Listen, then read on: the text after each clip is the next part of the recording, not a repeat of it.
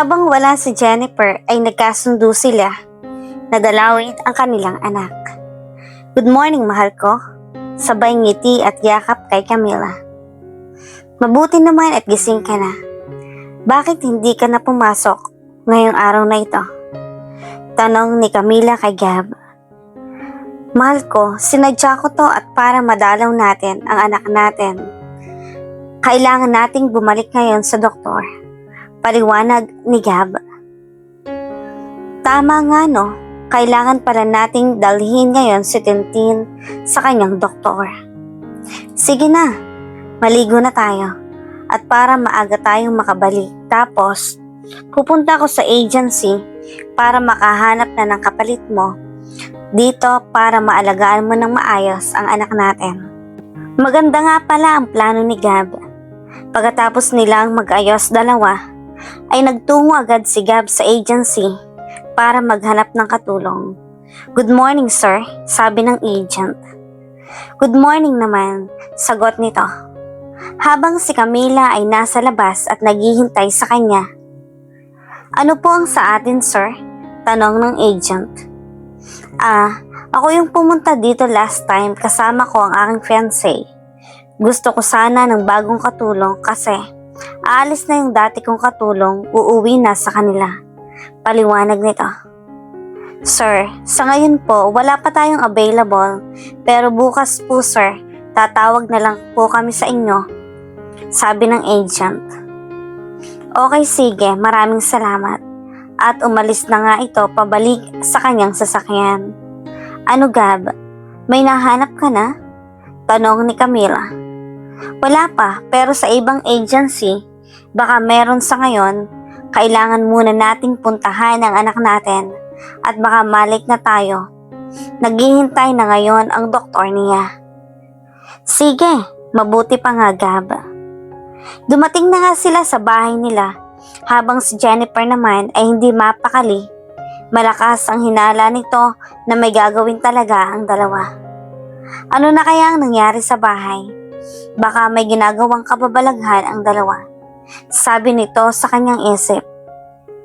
Habang masaya namang sinalubong ni Tintin ang kanyang mga magulang, naabutan nga nila itong nasa pinto ng kanilang bahay. Mama, Papa, Lola, nandito na po si Mama at Papa. Tawag nito sa kanyang lola habang nagluluto ng kanilang pananghalian. Sige, papunta na, sagot nito. At dahil wala silang katulong ay ang nanay na lang ni Camila ang nagbukas sa kanila ng gate. O anak, mabuti at nandito na kayo. Kanina pa kayo hinihintay ng anak ninyo, paliwanag ng nanay ni Camila. Kaya nga po inay, anak, kumusta na ang pinakamaganda kong anak? Nakaligo ka na ba? At pupunta na tayo sa doktor ngayon, tanong nito sa anak. Oo nga Tintin, dahil ipapasyal ka din namin pagkatapos natin pumunta sa doktor mo. Dagdag ni Gab. Oo, kanina pa yan naligo at nakapag-almusal. Nagluto nga pala ako ng pananghalian ninyo para pagbalik ninyo ay makakain naman kayo dito. Bago kayo umalis, sabi ng nanay ni Camila. Nay, hindi na po kami magtatagal. Babalik din kasi kami agad pagkatapos namin pumunta sa doktor ni Tintin. Paliwanag nito. Ganun ba? Sige, hintayin ko ninyo ako saglit at pababaunan ko na lang kayo nitong niluluto ko at napakasarap nito. Nagmamadaling pumunta sa kusina ang ina ni Camila para pabaunan sila ng masarap na niluto nitong apritada. At dahil nakabihis na rin si Tintin ay handa na silang umalis. Tayo na anak. Nay, salamat nga pala sa pag-aalaga kay Tintin. At salamat po sa pabaon. Mamaya po ihahatid namin si Tintin dito pagkatapos naming magpunta sa kanyang doktor. Aba naman anak, pareho kayong importante sa akin. Sige, para nang makauwi na kayo kaagad. Bye po Lola. Paalam ni Tintin sa kanyang lola. Bye Apo. Pumunta na nga sila sa doktor ni Tintin. Good morning po, Doc. Mabuti at nandito na kayo. Agad namang pinaupo si Tintin ng doktor para ma-evaluate agad ang anak at makuna ng vital sign.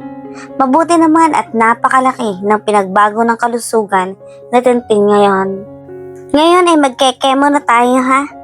Habang hinihintay nila si Tintin na matapos, ay panay naman ang tawag ni Jennifer kay Gab. Si Jennifer ba yung tumatawag? Tanong ni Camila. Oo, siya nga. Sige na, sagutin mo na. Wag na, hayaan mo siya, sagot ni Gab at isinilid na ito sa kanyang bulsa. Natapos na ang pagkikemo ni Tintin at ipasyal muna natin siya bago natin ihatid pabalik sa bahay nila. Siguro kailangan na nating bumalik agad, Gab, kasi bawal ding mapagod si Tintin. Pagkatapos nilang ihatid si Tintin ay nagpaalam na agad sila sa kanyang nanay na babalik na sa kanilang trabaho. Ang hindi nila alam ay naghihintay na pala si Jennifer sa loob ng kanilang bahay at hinihintay. Nasaan na kaya ang dalawa? Totoo nga talaga, lahat ng hinala ko. Dapat ay hindi ako basta nagtitiwala dahil sa sobrang kabaitan ko ay inaabuso na lang ako basta-basta. Ang sabi niya sa kanyang sarili. Habang si Camila naman ay hindi mapakali. Ano kaya Gab kung mauna ka na lang sa bahay at dadaan muna ako sa grocery. Magtataksi na lang ako.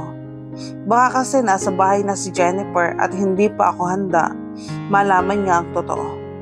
Sabi ni Camila. Sige, huwag kang magtatagal.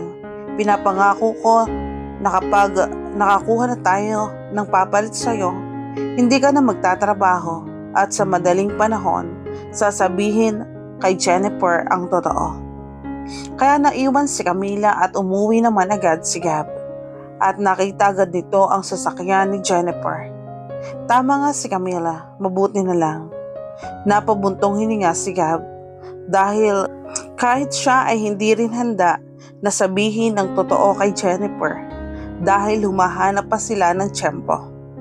Nang makita ni Jennifer na mag-isa lang bumaba ng sasakyan si Gab, ay nahimasmasan siya ng kaunti. Oh babe, akala ko pumasok ka na sa trabaho. Tanong ni Gab.